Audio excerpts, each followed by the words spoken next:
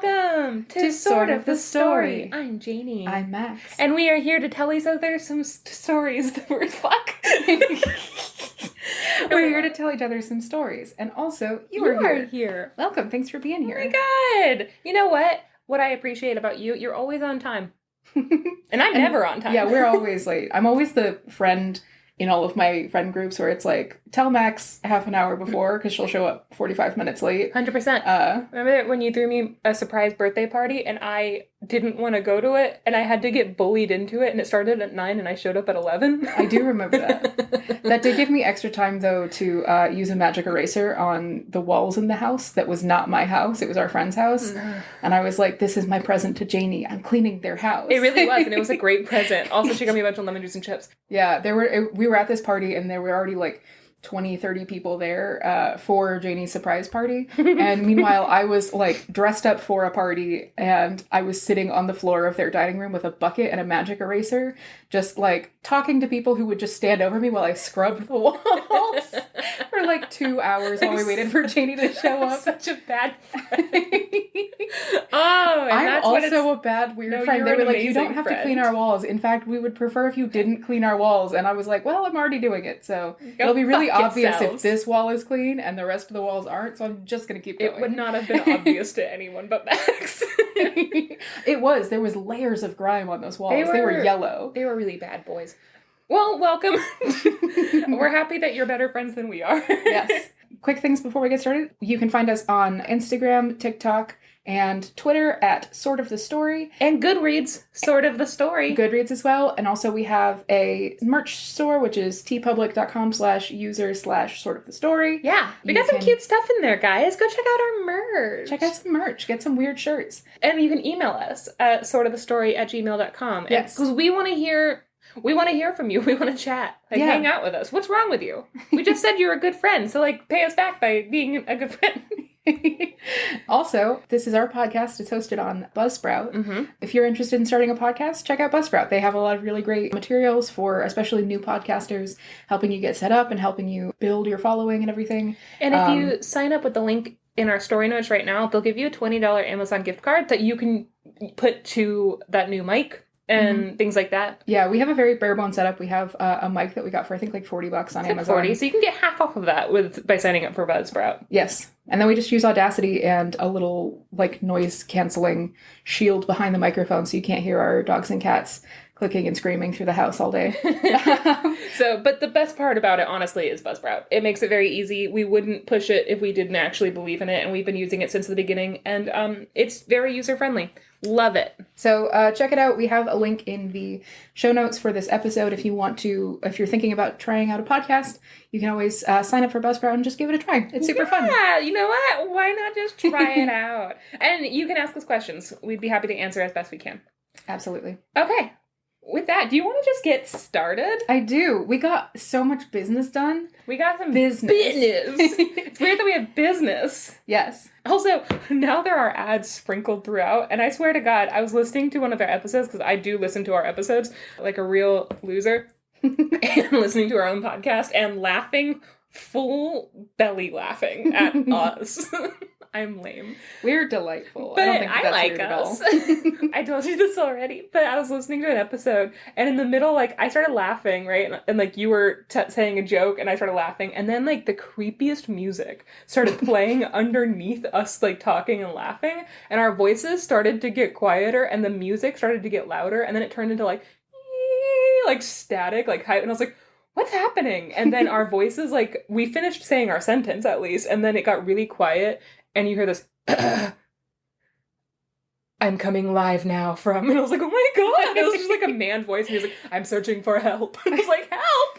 And it turns out I had signed us up for ads. You get to choose which ads play, if any, and it's not a guarantee they do, but this is a horror podcast, and I forget the name of it, and I'm such a bad, you know what, they're not paying us. I guess they technically are. Kind of. But it's a horror podcast, but they start in the most upsetting way. And it was just in the middle of our story, which was help me. Oh my God, this podcast episode is haunted.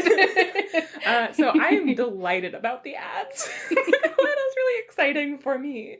So go help that guy If you can find that podcast, Help him. go help him. It's so scary. If we ever do this, if we ever make our own trailer, can we please do that exact same thing and be like, please help us. We're here telling each other stories and nobody's here with us. This is sort of upsetting. All right, you know what? Let's just get started. Janey's first this week. Get to it. Woo! What are you waiting for? I'm gonna leave. Bye. No. All right. Max, Janey. I got a book. You're never gonna believe it. I don't It's a book already. of folktales. It's called The Maid of the North, Feminist Folktales from Around the World, collected by Ethel Johnston Phelps, author of Tatterhood and Other Tales. And the illustrations are by Lloyd Bloom. And just look at the... This is why I got this. The illustrations are beautiful, but wild. That's some Hieronymus Bosch shit that we got going on here. Yeah, all of the features are like, it's so beautifully rendered in what looks like pencil. It's gorgeous. And then all of the features are so grotesque. Yeah. They are. There's no other way to say that. So, yeah. Guys, I'm excited for you to see this illustration on our Instagram. So this is, of course, a bunch of folktales that Ethel Johnston Phelps decided were feminist, that had female heroines. I read her intro, and her whole thing was like, a lot of times the heroines are in like quotations, right? Mm-hmm. Because they are meek and they conform to societal things. They're often damseled, but like the whole story's about them, you know, just kind of being annoyingly docile. Often it's things happening to them rather than them like executing. Exactly. You know. So that's why I got this. I thought it was really cool. The first story is the title story, The Maid of the North. It's Finnish, and it's from the epic 1900s poem, The Kalevala. And that's basically the world, like, what Finland used to be called was the land of heroes. They called it Kalevala, and it was filled with all their gods and their own creation myths and stuff. So this is a pretty long story, so I'm going to try to go really fast. But I thought it was interesting, and we could talk about it a little bit after. Yeah. Long ago, Finland was called Kalevala, the land of heroes. People possessed magic in the power of words and songs. And so the way that they, like, can use their magic is by singing, and those are spells, right? So that's how magic works. They could heal wounds, they could raise golden pine trees, they could even fight and challenge Hisi, the evil one. Ooh. I didn't look up these gods, but these are said so casually that you know that these were like really popular gods. Mm-hmm. So Hisi, the evil one's going to come in. To the north, it was cold and snowy. The people were very powerful, but they possessed a different sort of power. They didn't, like, sing spells and stuff like that, but they were still very strong, powerful people. The most powerful of them was a woman named the Mistress of the North County. Her name was Old Louhi. I'm going to call her Louhi, yeah. And her daughter, who didn't have a name. They only ever called her the Maid of the North. Mm-hmm. So I'm going to call her the Maid for the rest of this. But she's a powerful badass. So one morning, they're in the north, right? It's far away from Kalevala. They never really mix. And one day, a young serving girl is outside of Louis's farmhouse, and she hears, like, this keening sound, and she immediately, like, she listens for a second, and she runs in, and she tells her mistress, like, Mistress, there's a child weeping outside in the river. I think a little kid might have gotten, like, stuck in the river. And Louis's like, oh, no. And so she runs out, and she finally spots what's making this, like, long keeling sound, and she comes back, and she's like, yeah, that's not a child. I think that's one of the heroes from Kalevala. I think he got stuck in the marsh. And so she gets a boat, and she rows out, and she's like, hey, what's wrong? And it's this old man who's sitting in the river, and he's just, like, pouting and weeping. And he says that his name is Väinämöinen, or they call him Väinö, and he's like, I have powerful magic. I'm one of the most famous, like, sorcerers in the south and Kalevala. Like, everybody knows me. I'm really powerful, and I'm really cool and smart, and, like, I'm old now, but, like, I'm also still good looking. And she's like, sure, as she's, like, helping haul his ass into the boat. She's like, great. And he says, I started traveling to the north because I decided it was about time I find a wife, which I'm like, fuck you, you're so old. You're like, and now it's time for me to find a wife. So he's like, I go to the north. But I kept running into one trouble after another. And then eventually all my troubles culminated and I fell into the ocean. And she's like, oh. And she's like rowing them back and he's like shivering. And he's like, and then I I sat in the ocean for like days, just treading water and like being really inconvenienced. And then eventually a Lapland eagle took pity on me and swooped down and grabbed me in its claws, and it flew me over here. And then that eagle dropped me in this river. She's like, oh, all right. So he basically tells her, I hate the North, and I want to go home, and I don't even want a wife anymore. That's how mad I am. And so Louis like, okay, stop whining, first of all. I'm not your therapist. Yeah. I'm just here to save your life, and Didn't you're ask. welcome, by the way. Yeah, you're not even a little bit grateful. She says, you could be very happy here in the North, all right? You could eat delicious pork and salmon. We have, like, honey mead and all of the ale you can drink. Like, this is a really good farm. Like, it's I'm not sold, personally. I would like to go live with Louis on her farm. So Vina's like, no. He, like, interrupts her. And he's like, I'm not going to sit here and, like, live a life where I eat a stranger's food in a stranger's house. So, like, he's insulting as hell. So... Put him back in the ocean. Yeah, just, like, drop him right back into that marsh. Hopefully another eagle comes, you son of a bitch. So, he says, this is a quote, a man is better off at home, where his power and dignity are known. I am too old to search for a wife. I agree, Vina. Go home. So, seeing her opportunity, though, because she's heard of Vina, right? She knows he's very famous. And she's like, what would you give me if I helped you get home? This seems to be your number one goal. What would you give me? And he's like, a hat full of gold? And she's like, I don't need that. And he's like, 2 hats full of gold? And she's like, still don't need it. I got everything I need here. Also, I have like a whole copper mountain up here. That's what we trade and barter with, is copper. We don't use gold here in the North. Also, how big is the hat? I feel like... A baseball hat. It's a golden baseball He's hat. got a Mets hat on. He takes it off, and they just poured gold into the Mets hat, so it's in the shape of a hat underneath his real hat. I like the idea that, like, if she had said yes at the end, he would have been like, and here's your hat full of gold. And it's like one of those little, like, party hats that's, like, on a headband. And it's like tiny 2 one. inches around. Yeah. Damn it. Nuts. Should have asked for a bigger hat. So she's like, I don't want that. But she says, the only thing I do want, the only payment I will accept, is I want a magic sampo.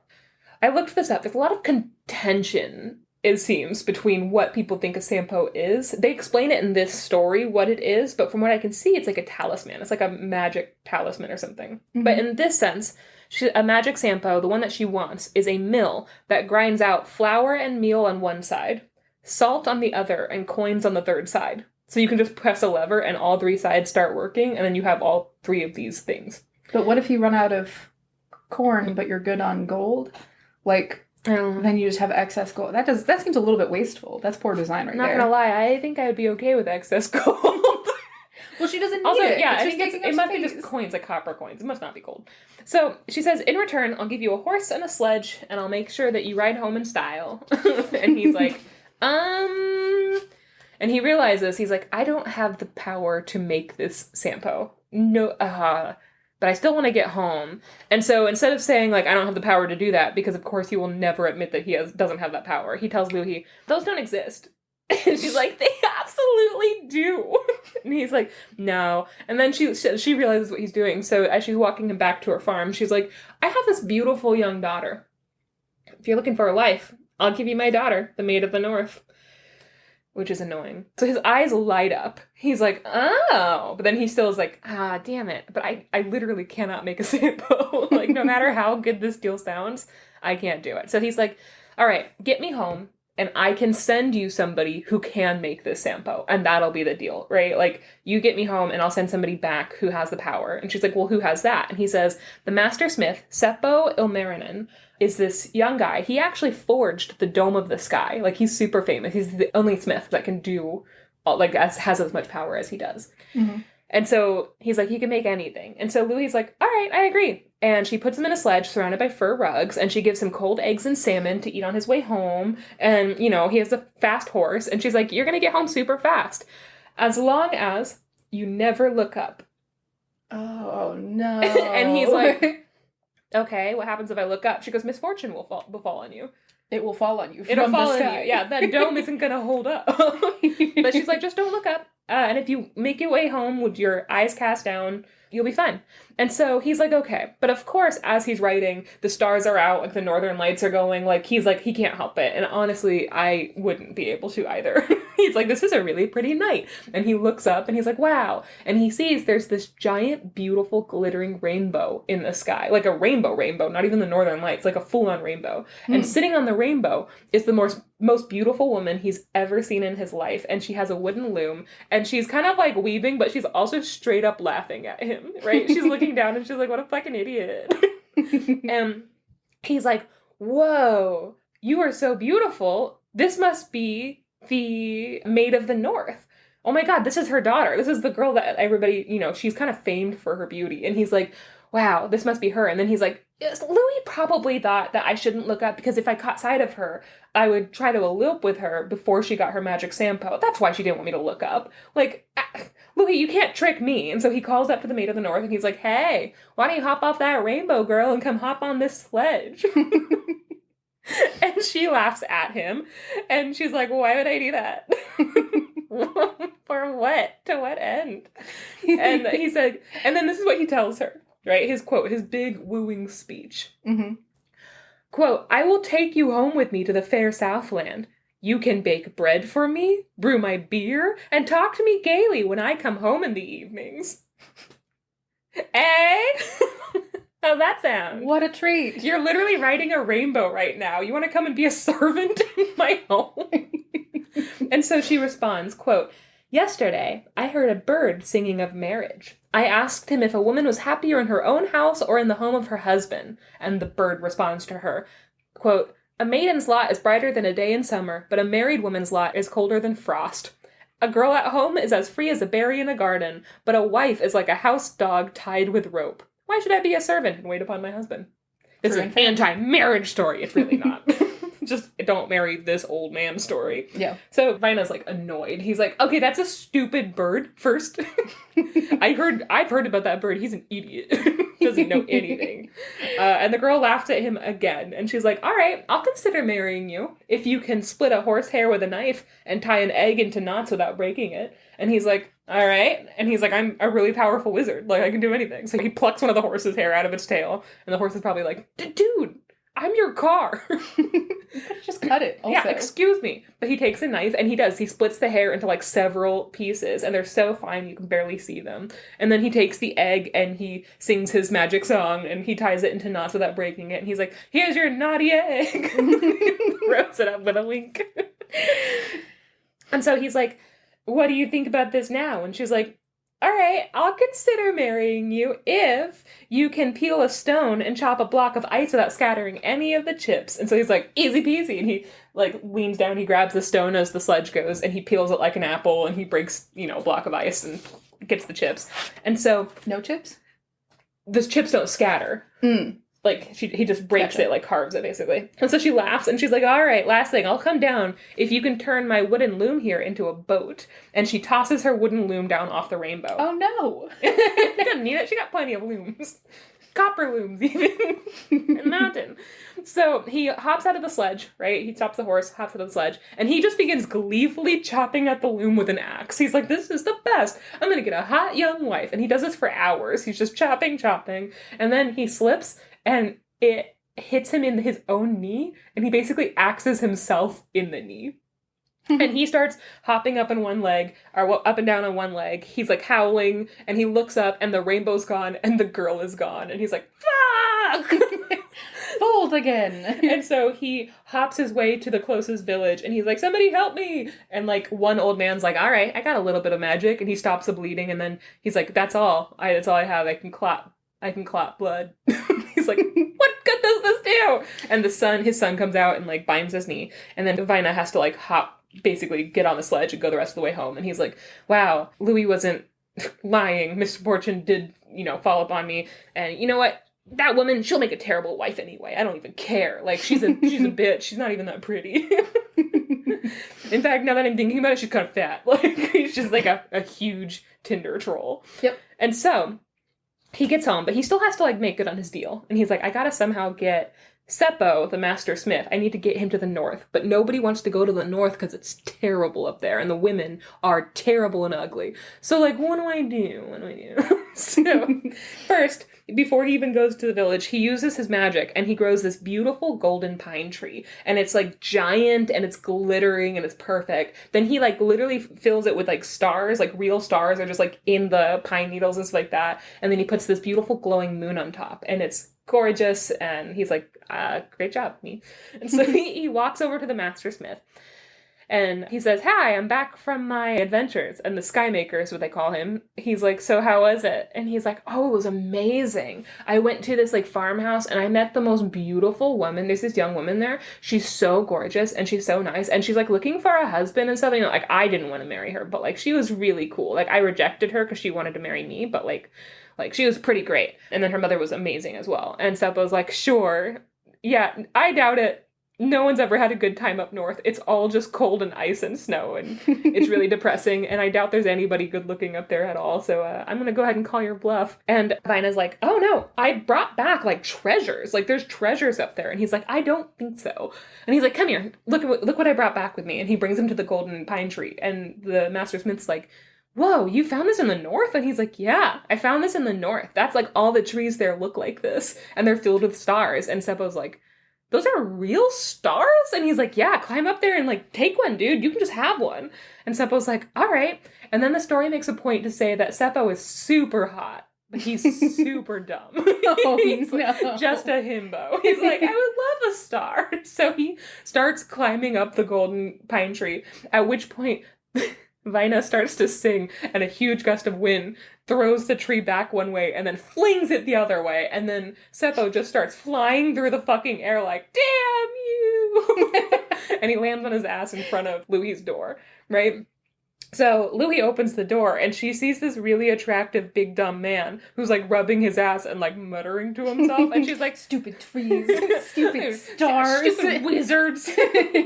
And so as he's sitting here just, like, pissed, Louis's like, the dogs didn't even bark to let me know you were coming. How'd you get here? And he's like, you wouldn't even believe it if I told you. This is stupid. And he, like, looks up and he's like, hi, I'm Seppo. She's like, oh my god, yeah, you're the Skymaker. Nice to meet you. So you came here to give me my magic Sampo. And he's like, no, I did not do that, nor will I. At which point, the Maid of the North comes walking down the stairs, and she's like, who's here? And he's like, what, Kazinga. And so he sees, Wow, awooga. honk, awooga. And so... And she's like, are you having a stroke? Oh no, he's really dumb.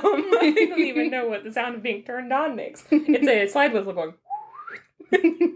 So, he sees the Maid of the North, right? And he's like, you know what?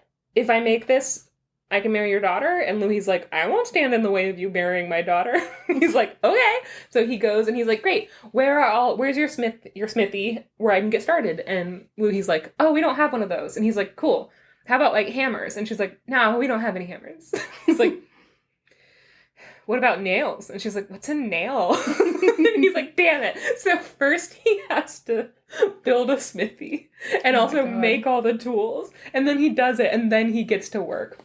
And after he makes this magic Sampo for her, she, like, goes out to test it. She pulls a lever, and, like, the whole barrel of coins goes into one barrel. On the other side, it's a barrel of, like, cornmeal or flour meal. And then on the next barrel, it's a barrel of salt, right? And she's like, great. And she piles it up, and she takes it to the Copper Mountain, and she locks it away in lock and key. And she's like, mwah. Love this. Best new toy ever. And then she comes back, and he's like, okay, I did what you want. And while she was gone, he went to, like, the sauna bath, and he got all cleaned up because he was covered in, like, black soot and stuff like that. So he gets all cleaned up, and he's presenting himself, and he's like, cool, so I can marry your daughter now? And as he says this, the Maid of the North tells him, like, I'm never leaving the North. Like, why would I? And she says, here in the North, there are cuckoos that sing and bluebirds that sing in the summer. They're my favorite types of birds, and I love them. And she says, I like roaming free. I like picking flowers and berries. I would never go off to a strange land with a husband I don't know. And honestly, you should have asked me before you even started this process. So, like, yeah, I'm not going with you. Good fucking luck, you chump. Bye, asshole. And then she also tells him, I did not intend to marry so soon. So, like, I'm not doing it. And he's like, really sad about it. He like looks at the floor and he just kind of stares at the floor while she tells him no. And he's super depressed about it, but he doesn't push the matter because it is her choice and she told him no. And so he's like, okay. So he goes home, right? When he gets home, Vina learns that she also rejected the really handsome Seppo. And he's like, oh, so maybe she was just paying hard to get. Like, you know, it wasn't me. Because obviously I'm on par with Seppo. So he's like, I'm going to go ahead and start making her boat and then she'll change her mind. So then he starts making her boat again out of the loom. Okay, it skips to another suitor. One day, Louhi hears the barking of the dogs and she looks outside the window and she sees another hero has arrived at her farm. His name is Kauko. He's called the Great Lover by many, and they describe him as a dandy. Oh. Yeah. This place is just lousy with lovers. Yeah, with people wanting to marry the Maid of the North, all these heroes. And so he's beautiful and he's vain, and women often fall all over him, and he thinks he's God's gift to the women. But he often calls the girls of the South too giddy, and had already divorced one because, quote, she would not sit quietly at home as he demanded. Oh, go fuck yourself. That's what I put. I put fuck that dude. The Maid of the North is not the wife for him. Like, what the hell? So he goes to Louis and he's like, I'm here to marry your daughter. And then he demands to see her. He doesn't say anything else to her. He's like, hi, I'm Kauko. As you can see, my face and my body. I'm here to marry your daughter. Bring her out. And Louis's like, go fuck yourself, dude. What the hell? And so Louis's like, sure. Before you see my daughter, though, you need to prove yourself as a hero and a champion. And he's like, okay. And so she's like, I need you to go capture the great elk of Hisi, the evil one. Many heroes have tried. They've all died in the process. Nobody succeeded. And Kauko's like, I'm the best hunter in the whole fucking world, you swine. Like, I can do anything. And so he agrees at once. And he boasts, no beast on 4 legs can outrun me. I am the best. And Hisi, the evil one, overhears this. And he's like, go fuck this guy. So he starts just stewing and getting angrier. So the guy goes, and he actually does capture the great elk after a couple days. Like, he is a great hunter. And he drags that elk back, and he's like, mistress, I brought the elk of Hisi for you. Now give me the maid. This guy sucks. And so she's like, cool. No, not until you do a second task. Do you think it's going to be that easy? No, for your second task, I need you to bridle and bring back the wild horse of Hisi. Now, this is a wild stallion. It has fire for a mane, and it blows out a black cloud of smoke. And it's just like the worst thing in the world. So he uses his own magic songs, and he calms down this horse, and it puts out the flame, and now it's bald, I guess, like Hades and Hercules. And then after Hilarious. that, I know. Classic. Classic. And after this horse has been calmed down, he takes it back with a bridle, and he's like, here you go. Now bring out the maid. I'm going to marry her. And Louise's like, no, you have one more task. Because she's like, fuck you. You know what? This will get him. She says, I need you to shoot the white swan of Tuonela with a single arrow. Tuonela is the Lord of the Dead, or Tuoni. Hey, Tony. My autocorrect turned Tuona into Tony. Hey, Tony, I'm the Lord of the Dead. Come on. Come on. You gonna shoot my swan? What the bird ever do to you? Hey, I'm watching over the lost souls of the damned here. Come on. So Tony, Lord of the Dead. Lord of the Dance. So she says, shoot the white swan that lives on the river of Tuoni, the Lord of the Dead. Many heroes have tried to kill it. None have ever returned because it's so close to the land of the dead. Most people die there. So Kauko takes his bows and arrows. He goes confidently to the lands of Tuonela. And when he gets to the bank of the dark river, Hisi the evil one is like, great, now it's time to take my revenge. And he has a venomous snake sink its fangs into Kauko's heart and kills him instantly. So his body just kind of lays there on the bank of the river of the dead for a while. Meanwhile, his mom, who's a very powerful sorceress, feels her son die and is like, again. And she gets up. He reminds me of Lockhart, I'm realizing. That's what I'm imagining, is Gilderoy Lockhart. So she's like, So she gets up and she goes to where he is and she starts singing all her songs trying to get him to come back to life, but nothing's working. So she sends a bee, like a bumblebee. She sends a bee. She says, go get some honey from the fields of Ukko, the creator of life. And the bee brings back the honey. She rubs it over her son's body. And he sits up and he's like, whoa, I've been asleep for a while. And she's like, yeah, you would have been asleep forever if it wasn't for me. Get up, we're going home. He's like, no, I have to kill the white swan. I'm going to marry the girl. And she's like, that girl is not going to marry you. They sent you here to die because they're annoyed with you. Now get in the van. We're going home. And when we get there, I'm going to teach you how to take a hint. Yeah, right? Like, Jesus Christ. And so he cuts his losses and he goes home. Good. Mm-hmm. Go fuck yourself. Yeah, that's just like a little aside. Meanwhile, old Vina, back in the land of the heroes, he's finished his boat, right? He's painted it red. He painted all these gold things on the side. It's really beautiful. He fills it with treasure and he starts sailing off to the north. And on the way, he passes Seppo's sister, Aniki. And she's up really early washing clothes at the edge of the river. And she looks up and she's like, Vina, where are you going? And he says, salmon fishing. And she laughs at him and is like, you liar. You don't have any nets or like tackle. There's nothing in your boat to catch salmon with. Also, it's not the season for salmon. They're not even here. And she's like, where are you going? And he's like impatient. He's like, I'm going after wild geese. And she's like, then where are the hunting dogs? Or the bows? You're a bad liar. Where are you going? And he's like, fine, I'm going to the Northland. And then he sails away. So she drops her clothes. God. Leave me alone. God. Noisy women. So she drops her clothes and she runs to the smithy where her brother is. And she's like, I got some news. I got some news. And it's good. And you're going to want to hear it. And he's like, okay. What is it? And she's like, I don't know. How bad do you want it? Because I think I deserve like earrings and like maybe like a gold necklace. And he's like working, not even looking up at her. And he's like, if it's important, honestly, if it's good news, then sure, I'll give you that stuff. But right now I'm more annoyed with you than I am intrigued. She's like, all right. So do you still want to marry that girl? And he's like, we don't talk of that girl. And she's like, okay, but here's the thing. I just saw Vina in a big red boat filled with treasure going to the Northland. And, like, Seppo looks up and he's like, he did? And she's like, yeah, he did. He's on his way there right now. And he's like, oh, fuck. And so he's like, all right, go draw a bath. Hold on. I gotta get cleaned up. And she's like, yeah, you do. And so she runs out and I love his family. So she runs out and she starts the sauna going. She's like, he's gotta get nice and clean. He's gotta smell good. And meanwhile, his mom is like getting his clothes ready. Like, God, you gotta go. And she's like packing his bags for him. And when his sister comes back, Aniki finds that he has made her the earrings and the necklace. He also made her a silver girdle to like match everything. Oh, I know. He's like, that was good information. Thanks. And so he bathes and he gets dressed and he looks really nice, really handsome. His mom and his sister are like all for it. They're like helping him get ready. And meanwhile, he's like, hey, send a servant out and I need you to get something for me. So when he actually takes off on this beautiful horse and sledge that he has 6 golden cuckoos on the frame of his sledge singing, and he has 7 bluebirds on the reins, and they're all singing. And so these are the ones that he takes with him, because he's like, she said she likes the cuckoos and the bluebirds. This is what I'm bringing with me, because he listened to her.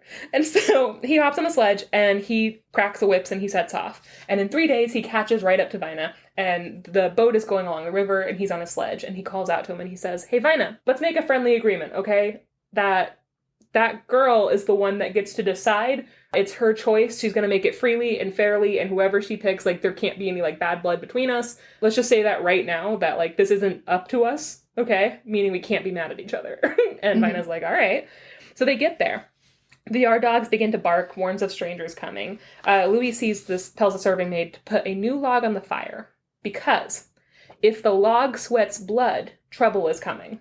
If the log sweats water, peace. The travelers mean peace. I would say if your log starts sweating blood, that in itself is trouble, and you should... The servant girl put a leg on the fire. No, get that out. Oh, no. The importance of vowels. Oh, so good. So the log instead, though, oozes honey. And Louise looking at it, and she's like, oh my God, these must be noble suitors. One of these is going to be my daughter's husband. So she's like, great. Counterpoint, the tree that you chopped down for logs had bees in it. Oh, no. This log is buzzing. They must mean true love. So she runs outside and she sees that the... Sorry. If you put a log on the fire and a bunch of angry hornets come out, that means, like, it's going to be really good weather for the next week. If you put a log... But also look out for the bee. If you put a log on the fire, right, and it starts to bark, that's a dog. Get it out. If you put a log on the fire, and then the fire disappears and the log disappears and your house disappears, you need to call your dentist because you have a cavity. You have a cavity! If you put a log on the fire, right, and then you get bacon, that was a hog. Okay. Oh, if you put a log on the fire and then you get bacon and you cook it over the fire, and then you eat it. Yeah. Congratulations. Tasty breakfast. Welcome to Denny's. When you're here, your family. So, we got there. This podcast is brought to you by IHOP.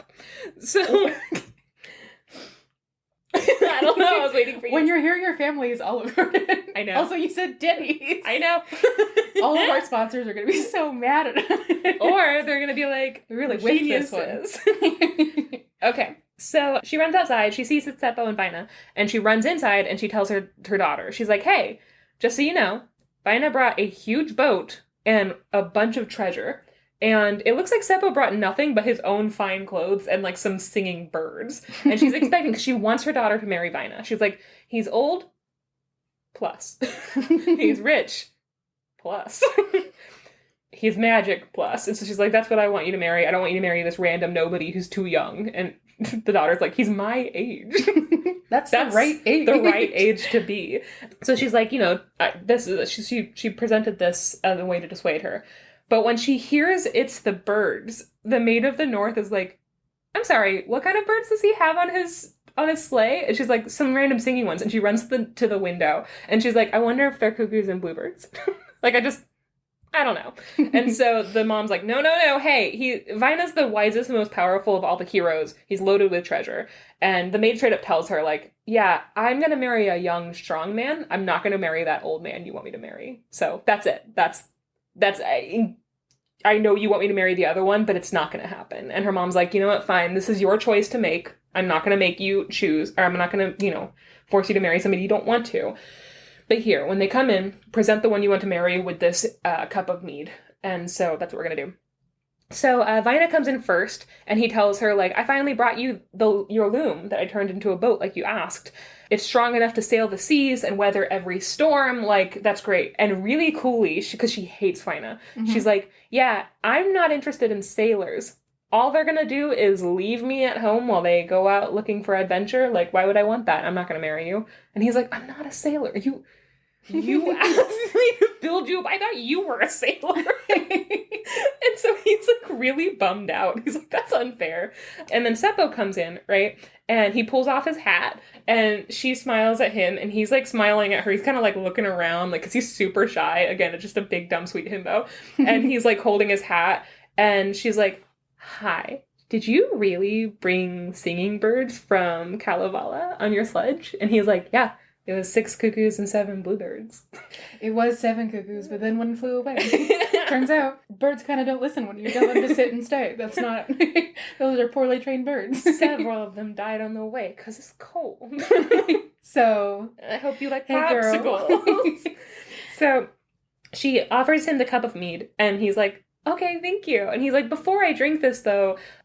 I need to know if you're going to marry me. Like, he does not get the hint that the cup is meant to, like, signify she says yes, because he does this whole speech where he's like, okay, before I drink this, though, like, thank you, but I need to know if you're going to marry me, because, like, I spent, like, a long time, like, kind of pining after you, and I was a little bit of a wimp back home, and, like, this time, if you say no, then I'm not going to come back here because you gave me your answer and I don't want to, like, pester you. It would mean a lot to me. And she's like, just drink the goddamn mead. He's like, okay, I will. It looks delicious. But, like, is that a yes? And she's like, this is what this means. This is my yes. And so he does, like, a whole page-long speech. And the whole time she's like, fucking, you're so dumb. Just drink it. You're talking a lot. Are you thirsty? Maybe you should drink some of this mead that I've given you. Some of the fucking yes mead. And so her mom basically, though, stops him. And she's like, you know what? Actually, that speech really gave me pause. I have some concerns. And so she's like, before you do this, you need to prove that you are worthy of my daughter. And of course, the Maid of the North is like, oh, fuck, Mom. And she's like, so first, I'm going to have you plow a field of vipers. If you can plow that field of vipers. She says, the evil one dumped a bunch of vipers off in this field and they haven't been able to get to it. She's like, if you can plow that, then, I'll consider letting you marry my daughter. And then she leaves the house because Vina's left and she goes to, like, see him off. And so Seppo is like, is your mom trying to kill me? Like, a whole field of vipers? How am I supposed to do that? And the maid is like, don't worry about it. I know how you can do it. She's like, you're a master smith. Just make yourself a, like, whole suit of armor of iron with chainmail and, like, iron shoes and gloves and stuff. And then plow the field with, like, a gold thing. And then, like, all the vipers will leave. And he's like, okay. So he does that. He goes to the field. all the vipers are trying to, like, bite him, and they can't get to him, so they all leave, and he finishes the field, right? They're all like, ah! And then they try and bite him, and they're like, ow! Oh, my teeth! Ow! No. The Viper So dentist bad. The Viper dentist got a lot of business that day. Oh, man. So good. So he goes back, right? And Louis like, okay, well, that was impressive, but now I need you to catch the great bear and the great wolf that live in the forest of Tuoni, the Lord of the Dead. Leave all these animals alone. I know. Louis. She's like, just get all of this. And so he's like, he goes back to the maid again to complain. And he's like, I think your mom's trying to kill me. I have to get a big bear and a big wolf. I can't do that. And she's like, all right.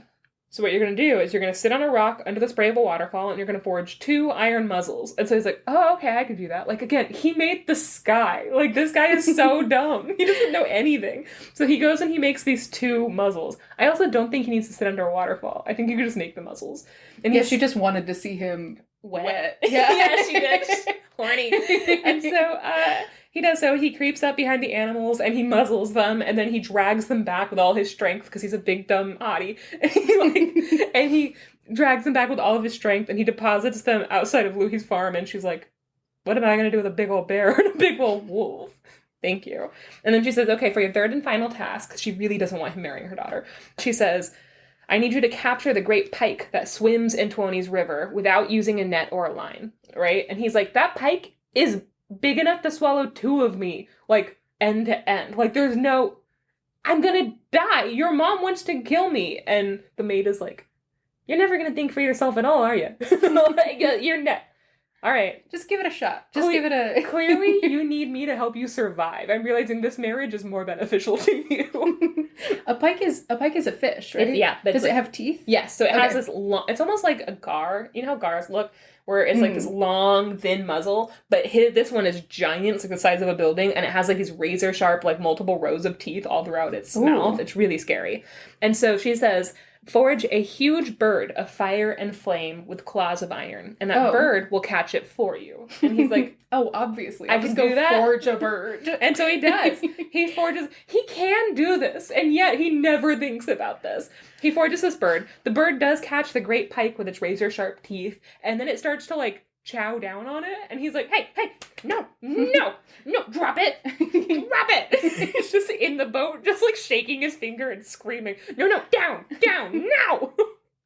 And so the bird looks at him for a second with this like snapping gar in its beak, and then he like clamps down and cuts off the gar's head, like the pike's head, right? And the head comes tumbling down to the ground, and then he flies off with the rest of the body to like chow on it. But now he's just released this giant monster who like could pull out whole buildings.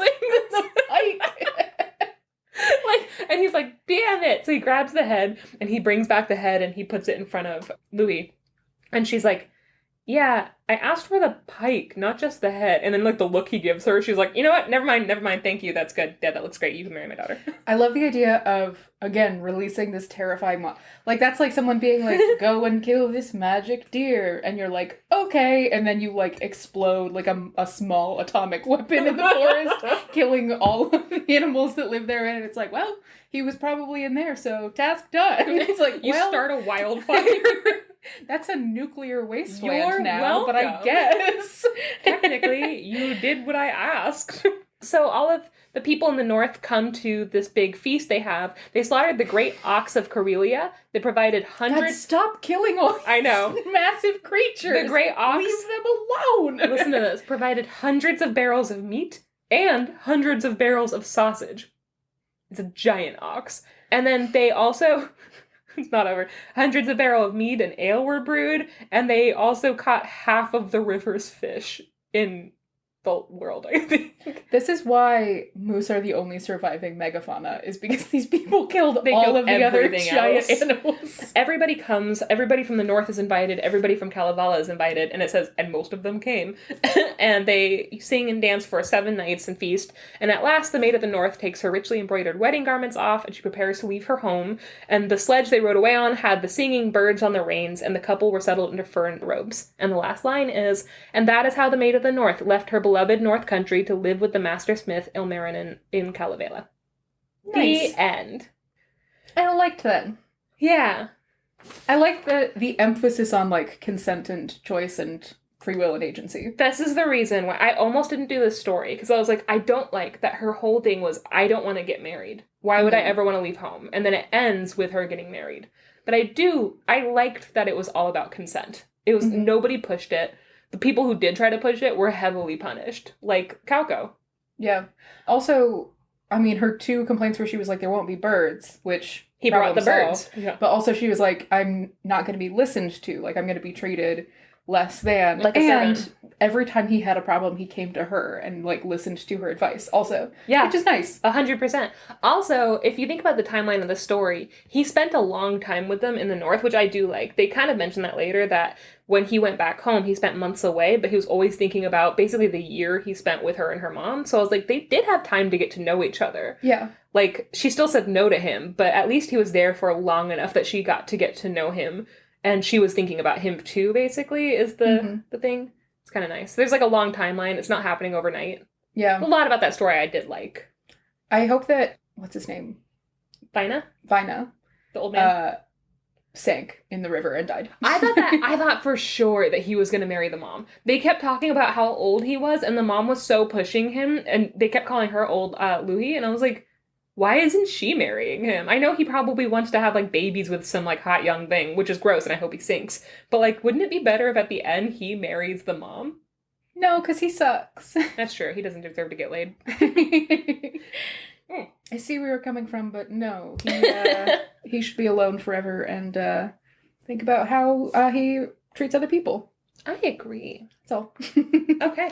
Cool. Do you want to take a break? I do. Finland!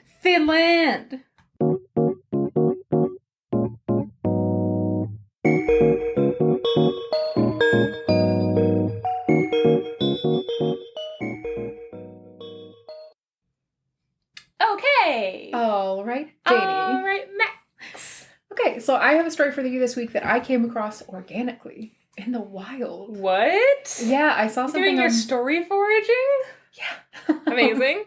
I went out into the deepest parts of the forest. Ooh. Twitter. Oh. And I saw something that someone mentioned that they used a term that I hadn't heard before. And I looked down through the replies and I was like, where does this come from? And someone was like, it's actually from a Georgian folktale. I was like, oh, that's interesting. This is never done Georgian folktales. Yeah, this is Georgia the country, not Georgia the state. Can I just tell you really quick? I saw a tweet that made me sad because it was a BuzzFeed list that was like, 10 times Americans were the worst. I was like, I already know I'm going to be sad about this, but let's see. And the first one was, somebody said, Georgia is petitioning to join the EU. And somebody tweeted back, can states just do that? And somebody else was like, you guys know that Georgia's a country, right? And they were like, stupid Americans. And I was like, honestly, though, we live in Georgia. My first thought was, that's rad. Can we be part of Eurovision? I was like, I'm an evil idiot. Also, isn't Eurovision just for Europe? It's for the EU. Any like people the in European Union. Yeah, that's why Georgia is petitioning to be part It's of the not like EU. It's the UN. It's specifically the European Union. Yeah. Yeah, that's what... Hilarious. I love it. Oh, yeah. I was just really excited that we would maybe be part of the European Union and then we would be able to be in Eurovision. Yeah. Anyway, we only hear Georgia, and we hear it a lot. It's in the news. If you're from another country, just know, Georgia is in the news politically a lot at the moment because of Stacey Abrams. So everybody Georgia here the state only thinks about Georgia as the state because it's really important to us. So when we see the word Georgia anywhere else, that's going to be our first thought. Yep. It's not going to be the country, and I am so sorry.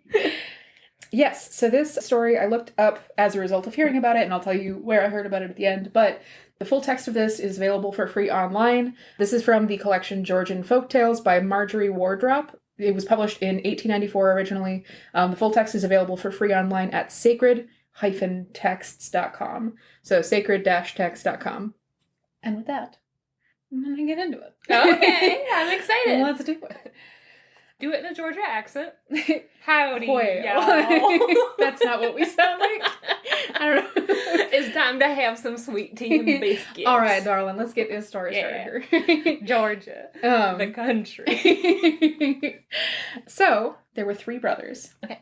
And they all decided boy, it's time for us to get married. Yeah. And so, in order to go out and find brides for themselves, they decided, here's what we'll do. All three of us will take our 3 bows and arrows, and we will fire the arrows into the air. And then whatever the arrow lands on, that's, like, wherever it lands, that's who we're going to marry. They're going to shoot a woman? And That's whoever certainly they what it shoot sounds is their like. wife? If you can survive A human a woman? bolt falling from the sky, you will be my bride. And that's how I met your mother.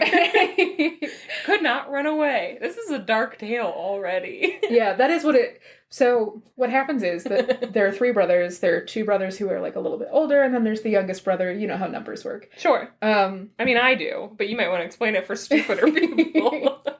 So the 3 brothers all fire their arrows into the air, and the first 2 brothers, their arrows hit the houses of 2 noblemen. Thank God. And they have to marry those noblemen. They marry the noblemen's daughters. Aw. They go to the noblemen's houses and they say, like, hello, I'm looking for a wife. And the noblemen are like, here, take my daughter. And they marry these 2 noblewomen. The third and youngest brother fires his arrow into the air, and it lands splish in the middle of a pond. Oh, and he's got to marry the noble frog. This story is called The Frog Princess. No! Opening credits roll. I mean, hire me. I'm so sorry. Wait for 2 seconds because I'm touching my nipple. I'm touching my boob a whole lot, and I know that it's gonna ruin at least how I view this story. My bra pad is folded in half. Why add detachable bra? Okay, we're good. Doing some boobagami over there. Yeah, I made a crane, but it's like a construction crane. Oh, I got confused. Honestly, really impressive. Fully functional. Also, I'm turning my boob into a wrecking ball. My boob is Miley Cyrus. So, Okay. Opening credits roll. Okay. This arrow splish in the middle of a pond, and the youngest brother walks towards the pond. He's like, "Aw, nuts. Well, I guess I can never have a wife." And What? at that moment, he sees a tiny green frog drag itself out of the water onto the shore and sit and sun itself on a big rock. And he's like, "Oh, what? I'm gonna marry this frog?" No. Do you only have the one arrow? Yes. Surely, sir, there's a loophole here. There is not. So the 2 older brothers, they marry their noble wives and they bring them home. And the youngest brother brings home his frog. It's unclear whether he marries the frog, but the frog is with him for the remainder of the story. Okay. There's no, like, they're not like, and then all 3 of them got married. They're like, oh, and then the older brothers have their brides and the younger brother has his frog. Sure. Honestly, Bride. I think he kind of lucked out. Frogs are awesome. But the 2 older brothers, they have their new wives at home and everything, and every day when they get home from work, their wives have cleaned the house and they've prepared for them dinner, you know, and they talk to them, and then in the mornings, their house is all clean and ready to go. These 2 are like model wives, basically, and they're like, Gross. boy, howdy, we lucked out. The youngest brother, meanwhile, is in his house with a frog.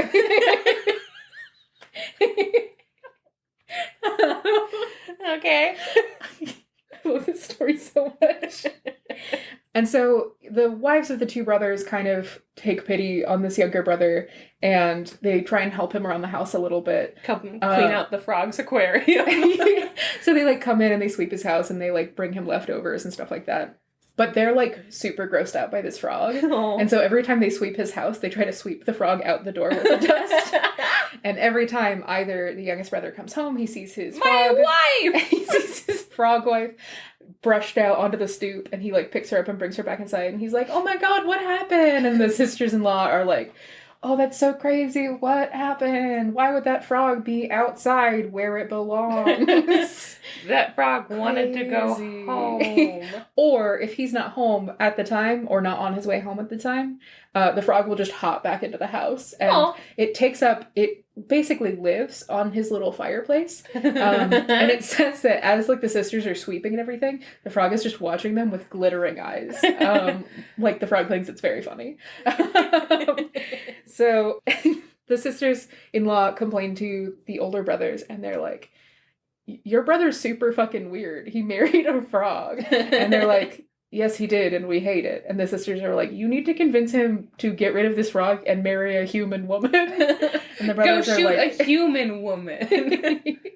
and the two brothers are like, all right, you're right. He needs to actually marry a human woman. And so they go and they tell their brother, like, the frog's got to go. And he's like, no. And they're like, yes, the frog has to go. And so they kick the frog out.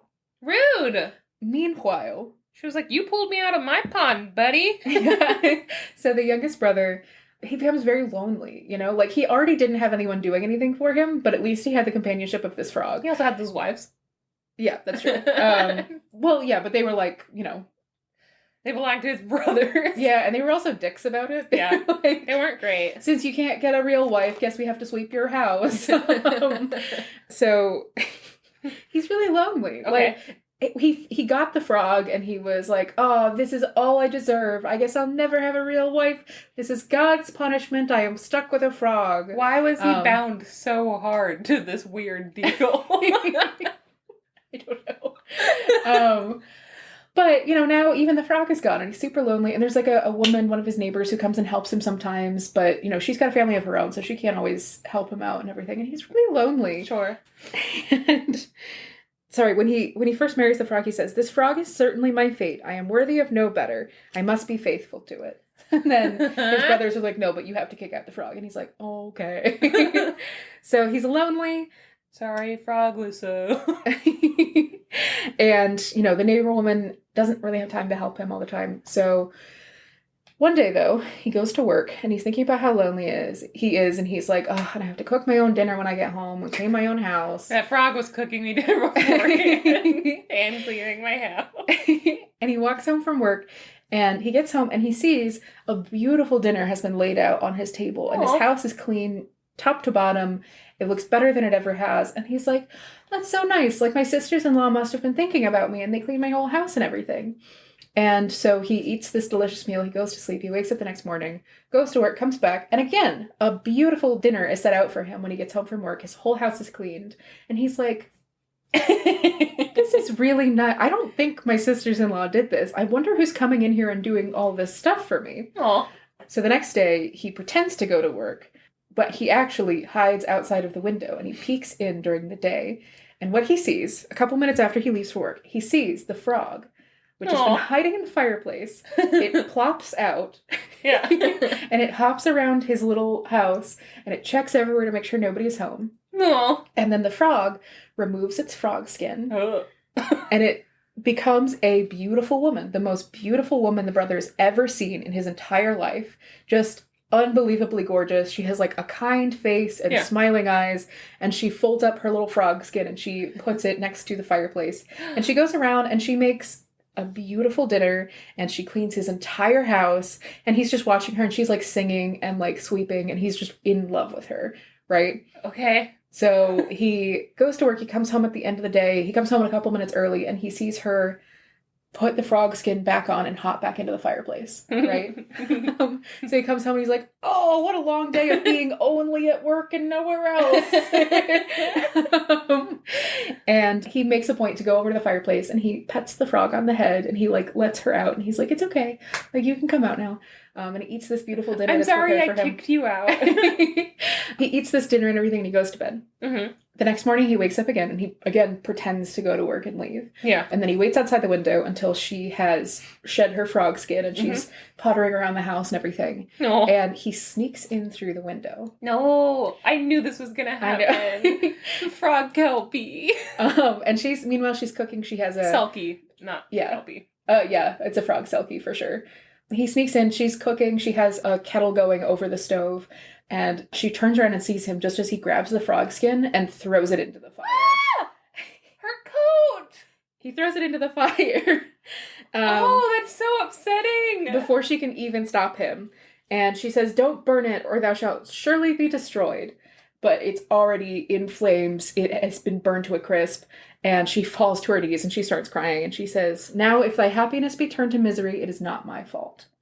Ooh, I hope he's miserable. That was a dick move. Yeah, really. But, you know, now she's human and, you know, he's super excited to meet her and hang out with her. And, she keeps doing all of the wifely things that she has been doing as a frog this entire time. But, she's not super happy that she can't be a frog anymore. No, that's a really fucking abusive move, man. Yeah, seriously. But now, he has this beautiful wife everyone knows. Everyone in the countryside is like, oh, that guy who married a frog? Now he's married to a beautiful woman, and nobody has any questions about that. Don't worry. Jesus. Now he has this beautiful wife that he, shows off all around and, brings people over for dinner, and she makes beautiful meals for everyone. They're like, wow, you really got a great wife here. You are super lucky. This is a blessing from God, is what you've received. Mm-hmm. Unfortunately, with all of this good press, the lord of his land hears about this incredible wife that this guy's gotten his hands on, right? And he's like, and that guy fucked a frog, so her standards have to be so low. God. The lord of the land decides that he needs this wife for himself. So he decides to trick the youngest brother into giving him his wife, basically. So what he does, he calls the brother before him and he makes a demand of him. He says, sow a barnful of wheat in one day, or you have to give me your wife. Not a great trick. That's not a good trick. That's just extortion. Yep. So he's like, you have to sow, there's a barnful of wheat, you have to go out, plow the field, sow the wheat in one day. And it's a huge barnful of wheat, right? And the youngest brother despairs. He's like, there's no possible way to do this. This would take, if you had a field of oxen, this would still take 2 weeks, you know? And so he goes home to his wife and he's like, I have terrible news. You cannot become a frog again. And also now you have to marry this stranger. Yeah. He's like, I love you so much, but I'm afraid that the lord of this land is going to take you for his bride, because there's no possible way I can do this. Mm-hmm. And she sort of looks at him and she rolls her eyes. And she's like, well, I mean, it's not impossible. You just don't know how to do it. You're just bad at things. Yep. So she tells him to go down to the lake and call out, mother and father, I pray you, lend me your swift bullocks, right? Bulls. Okay. And she's also like, I told you misfortune was going to befall us if you burn my frog skin. Give me your fast balls. Yeah. Bulls. Bulls. Bollocks. Balls. Give me them testes. But she's like, I told you so. I told you. The implication is that the reason why she was a frog was because if she was a woman, everyone would want to marry her? Yeah. Yeah. So she's like, I told you that this was going to happen. That's why I needed my frog skin, was to protect me from, predation by the lords of this land. God, fuck this guy. I'm so mad. I know. At least in the Selkie lore, they don't destroy the frickin' skins. Yeah. Oh, go ahead. Yeah, it's a nightmare. But she tells him, go down to the lake, call out to mother and father for bulls. Their balls. So the next morning at dawn, the husband goes to the edge of the lake and he calls out to mother and father and he says, please lend me your bulls. Mm-hmm. And out from the water come thundering a massive herd of the biggest and strongest and healthiest bulls anyone's ever seen. Nice. And it just keeps coming and coming and coming. An impossible number of oxen. Just a bunch of frogs taking off their frog skins and becoming bulls. Bullfrogs.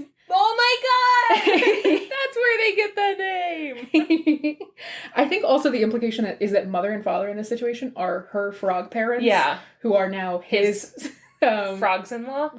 Frogs-in-law. Mr. and Mrs. Frog. Aww.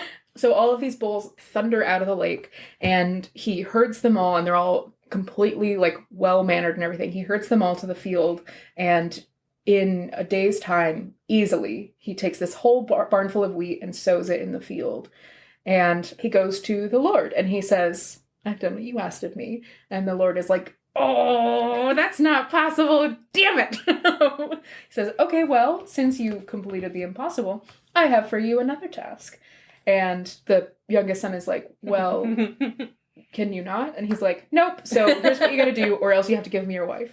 You have to go to that same field and all those seeds you just sowed, all those seeds you just sowed, you have to pick them back up and put them back in my barn. What?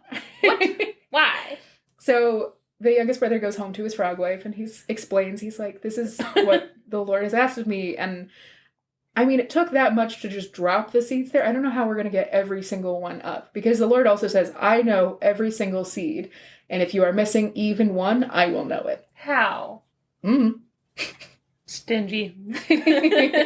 So the frog wife tells him, go again to the lake where you found me, call out to mother and father, and ask them to lend you their jackdaws, which is a bird. Okay. It's like a Like a magpie?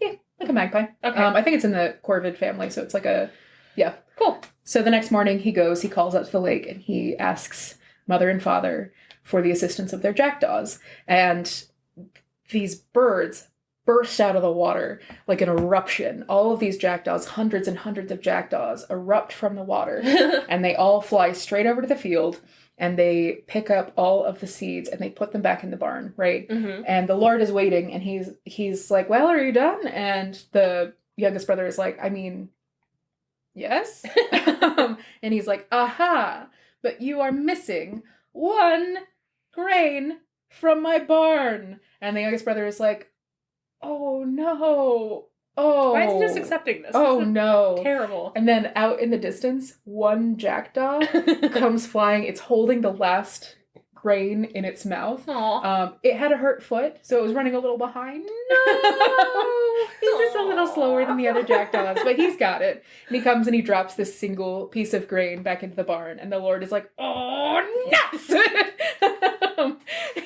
Jeez. And he's like, this man is doing the impossible, and I don't know how he's doing it, and it's not fair. Yeah. Like, I want his wife, and I don't know why he keeps doing the things that I'm telling him to do. Oh. It shouldn't be possible. All the men in the story are furious. terrible. So he says, all right, well, I'll give you one last task, and if you can't do it, I get to marry your wife. And the youngest brother is like, again, I really wish you wouldn't give me any more tasks. And the Lord is like, nope, here's your task. My mother died in this village. When she was buried with a ring. Okay. What I want you to do is go to the land of the dead and bring back my mother's ring for me. Why not just dig her up? She would still be on her corpse. I don't know. Okay, sorry, go ahead. I don't know what to tell you. You want a ghost ring? Come on, think it through, Lord. I want a ghost ring. I mean, I would not say no to a ghost ring. And so the youngest brother, again, goes home and he tells his frog wife, the Lord has given me another task. And this one, I'm sure, is impossible because it involves dying, I think. I think I have to die to do this. Kill yourself. Don't you love her?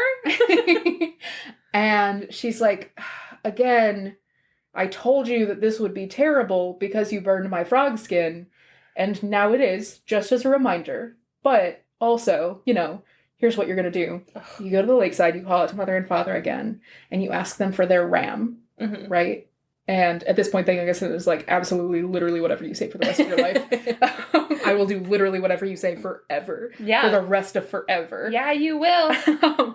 So the next morning, he goes out to the lakeside, and he calls out, he says, mother and father, please may I borrow your ram? And a ram rides out of the water with massive, twisted, and gnarled horns. Cool. And bright, intelligent eyes. And it rides out of the water and it stands in front of him and it opens its mouth and breathes fire. Oh. Oh no. And it says, mount my back. No, thank you. I love this ram. I'm sorry. I made a mistake. Yeah, so there's this massive, Black Phillip looking motherfucker that just rode out of a lake. And the youngest brother was like, okay. And he jumps on this ram's back. And this ram bucks straight up into the air and then dives down into the earth like an arrow, straight through the earth. Whoa. And it just gallops through the earth. Yeah. Further and further and further until they reach the underworld. Mm-hmm. Straight down through the dirt. The first thing they see in the underworld is they see a man and a woman. And they are sitting on a cow skin, right? And the ram's like, ah! Horrifying! What kind of Hannibal Lecter bullshit is this? That's my neighbor!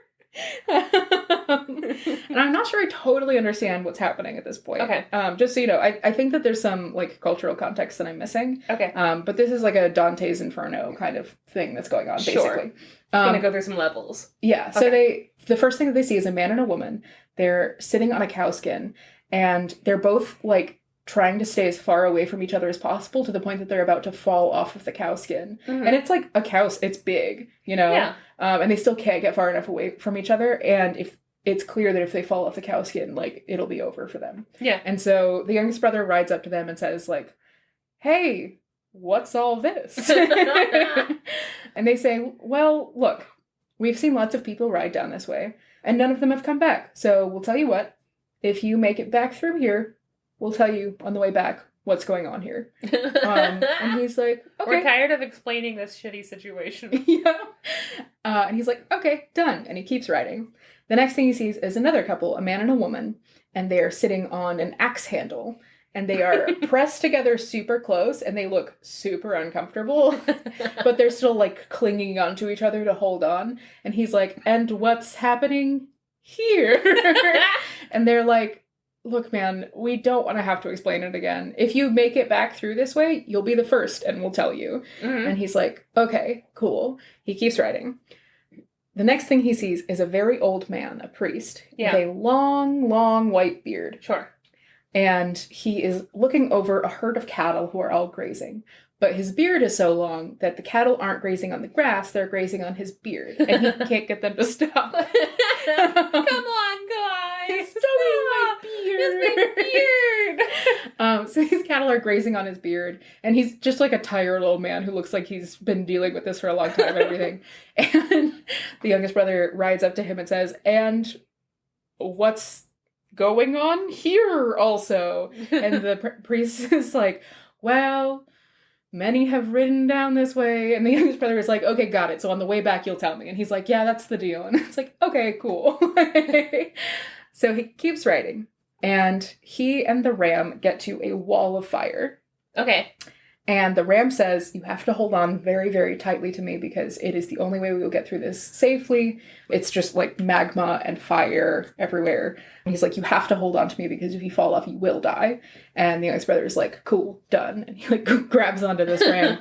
And the ram takes a couple steps back and does a massive, impossibly large leap over this river wall of fire and lands on the other side. Totally safe. Everyone's fine. Nice.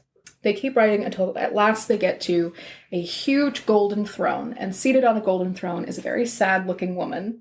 Aww. And she sees the youngest brother and the ram approaching. And she says, like, hey, what are you doing here? And they explain to her, you know, the task that they've been set on to get this ring from this woman. And she's like, I'm that woman. I'm his mom. Oh. And I absolutely can give you the ring. But also, I didn't raise my son to be such an asshole. Yeah. And steal people's wives. Tell his mommy. Yeah, she was like, I raised him better than that, and he deserves to be punished for acting this way. Yes. So what she does is she gets a little casket, a little box, and he wasn't even a little bit ashamed. He didn't think, like, if they see my mom, she'll know what I did. Like, nope. Wow. I know, right? Okay, go ahead. So she gives them a little box, and she's like, take this box to him, tell him that my ring is inside. Do not open it. And when you hand it to him, take a couple steps back. Just in case. But, like, do not open it, okay? I swear to God, do not open it. Great. And the youngest brother is like, okay, for sure, will not open it. So he gets back on the ram. They ride back over the wall of fire up to the priest. And the priest is like, holy shit, you came back. And he's like, yeah, I did. Congrats to me. And he's like, so what's going on here? And the priest says, in my life, I was very selfish. I was only concerned with myself and my own, like, wealth and success. Yeah. And so I didn't want to work for anything. I had a herd of cattle, and rather than sowing my own fields and, you know, letting my cattle graze upon them, I sent my cattle out to graze on other people's fields. Oh. And then, like, my neighbor's cows all died of starvation.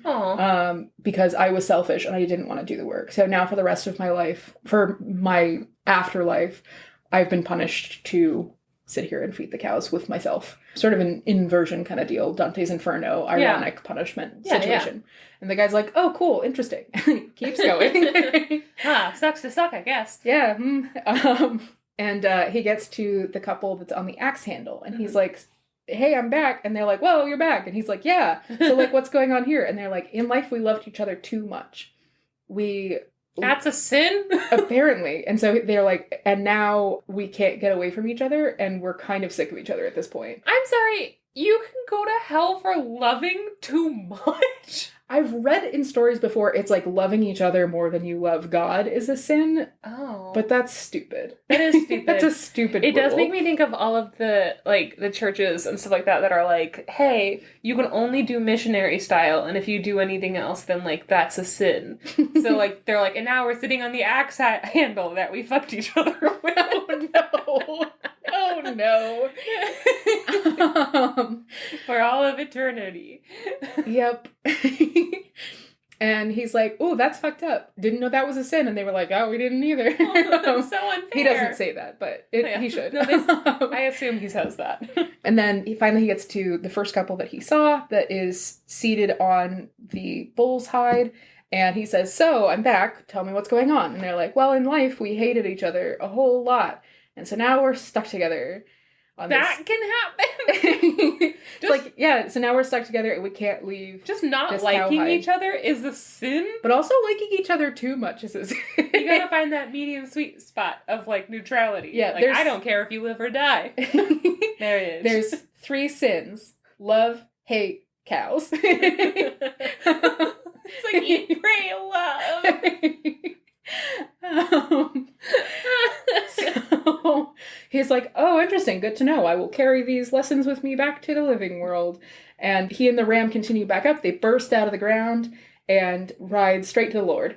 And the youngest son presents the Lord with this box, and he says, your mother said to give this to you. And the Lord is like, ah, at last, riches. And he opens up the box, and a tornado of flame erupts from the box and incinerates him. Jesus, his mom's and like, this dies. is a celestial spanking. Yeah. She kills him so that she can spank his ass in hell. She's like, no. You're in timeout for the rest of your life. That's it. Rest of eternity. Jesus. Yeah, and then the youngest brother and his frog wife lived happily ever after. Okay, except that they didn't. Because you know that he went back and was like, honestly, I don't care. You're fine. I like you fine. Not too much. I don't hate you. That's important. Like, this is the first... Also, I would never, ever let cows graze on other people's fields. And I would never fuck myself with an axe handle. So, like, take that. And she's like, what happened to you? This is the first story I've ever heard where the end moral of the love story is to not love too much. Yep. This also, it feels to me like it's a couple different stories that are blended together. Yeah. Right? Like, the first story of, like, oh... The frog. The frog is one thing, and then also, like, the Lord... You know, the task set before him by the Lord feels like possibly part of the same story, but then the part where he goes to hell feels like a whole different thing. I am overwhelmed by how the message is to be underwhelming. Yeah. Like, that's so wild. Everyone chill. Don't be selfish, and don't feel too hard. Mm-hmm. Georgia. Harden your heart. Harden your heart, but not too much. Jeez, that is wild. So that's the Georgian version of this story. There's also a Russian version, which we did an episode before where I told the story of Prince Ivan and Vasilisa and Koschei the Deathless. And the crows, right? The crows and the ravens. And Baba Yaga. Yeah. Yes. I told that story before. There's actually a version of this story where Vasilisa is the frog princess, and she actually has to complete the task to prove herself to Prince Ivan's father. Mm-hmm. She has to make him a shirt and then make him dinner and then come to a party like all fancy dressed or whatever. So that's kind of the other version where like the frog princess has to prove herself worthy to the prince, which is also fucked. And then she gets stolen away by Koschei the Deathless as every time. And then they go and meet Baba Yaga. After that, it's literally identical to the story that I told in the podcast before. Yeah. Another blend of stories. Yes, exactly. That's the Russian version of the story. The reason why I wanted to tell this story this week is because this is going to be our last episode that releases during the month of June, during Pride Month. Okay. I saw a quote on Twitter. I actually saw, it was a picture of 2 older men, and one of them was holding a protest sign in a march, and it says, "Take off your hetero-imitative frog skin and dance to a lesbian/gay spirit."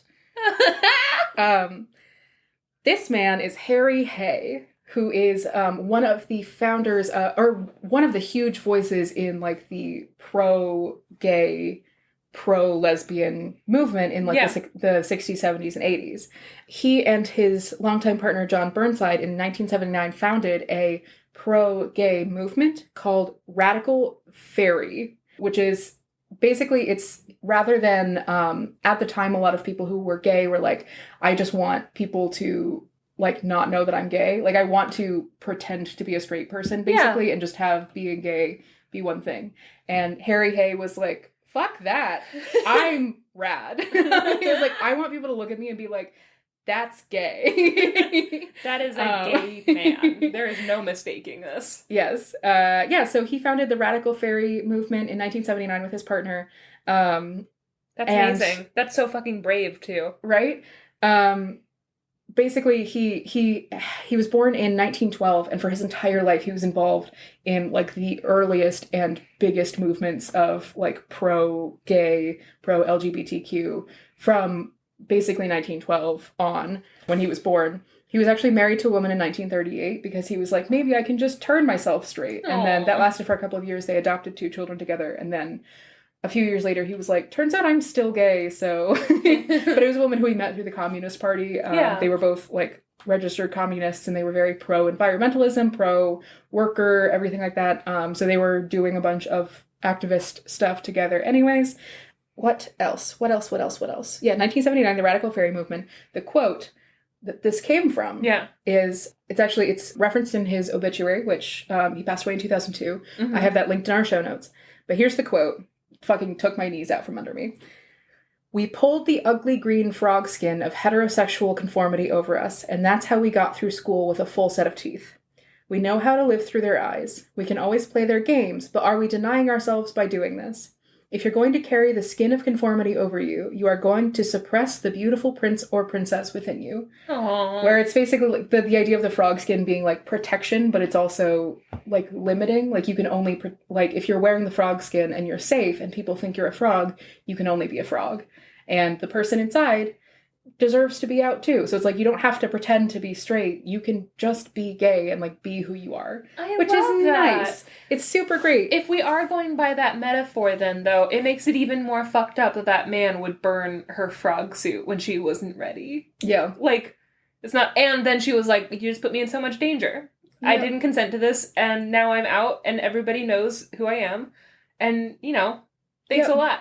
Yeah, which is, I mean, that's what happens in the story, so I think it's a very apt metaphor. That's a really great metaphor. Yeah, the Radical Fairy movement still exists to this day. It challenges commercialization, is anti-assimilationism, so it's basically like, hey, be who you are, don't change just so that, you know, you can fit in with hetero people. Anti, like, the patriarchal aspects of the LGBTQ plus movement, where it's constantly like, hey, let's put women here. Hey, let's put non-binary people here and genderqueer people in these positions. We don't need to form all of this around the idea of, like, men as leaders. They are also hugely in favor of like community and like mutual dependence, sort of like building smaller communities that can help each other out and be support systems for each other. They are anti-establishment. They are like, hey, you have to take care of yourself because, you know, the world is not like, it is cruel to people who are different. And they believe in like self-sufficiency. They're also like pro-drag, pro-pride, pro-kink, pro-feminism, pro-environmentalism, pro-sustainability, pro-genderqueer, and inspired in many cases by traditional, indigenous, and native spiritualism and naturalism. Oh, yeah. Very much like give back to the earth, you know, trust in things that are older than you, kind of things. They've also, especially in the earlier years, they incorporated Greek and pagan rituals, or like neo-rituals, like amended forms of Greek and pagan rituals into the way that they would work with their communities. Nice. Which I thought was really cool. One thing that they're known for especially is the Radical Fairy movement has all of these sanctuaries. It's still around to this day. Yeah. And it's mostly like smaller communities scattered throughout the entire world. Whoa. But one of the things that they're known for is providing sanctuaries, especially for younger people who are LGBTQ plus identifying and who are dealing with, you know, families rejecting them and kicking them out and stuff like that. The Radical Fairies are like, hey, you can come stay with us. Like, you don't have to worry about it. You don't have to pay rent. To be like a homeless teen on the street. Which exactly. Around the time when you said 79? Mm-hmm. Yeah, that was a huge problem. Yeah. Was how many homeless teenagers there were because they had just been kicked out of their houses. Especially with the AIDS epidemic and things like that. So. Yeah. That's so awesome. Yeah. Harry Hay as a person had some troubling beliefs, but the radical fairy movement as a whole is so incredibly positive and cool, and I love that quote. I love Yeah, it's really great. I just love the protest sign of take off your hetero-imitative frog skin and dance to a lesbian/gay spirit. Absolutely love it. So fantastic. I'm so happy you went last. I really like it. Also, when I first saw this picture, I thought Harry Hay was Fraser Crane. He really does look like Kelsey Grammer. Yes. Yeah, so I also have a link to the Twitter thread that I found this out through. A lot of really cool amazing people who know more than me about like the history of gay activism talked in it, and it's really cool. So that's linked in the show notes if you want to check that out. But yeah. Amazing. And so the moral of the story is take off your frog skins, kids.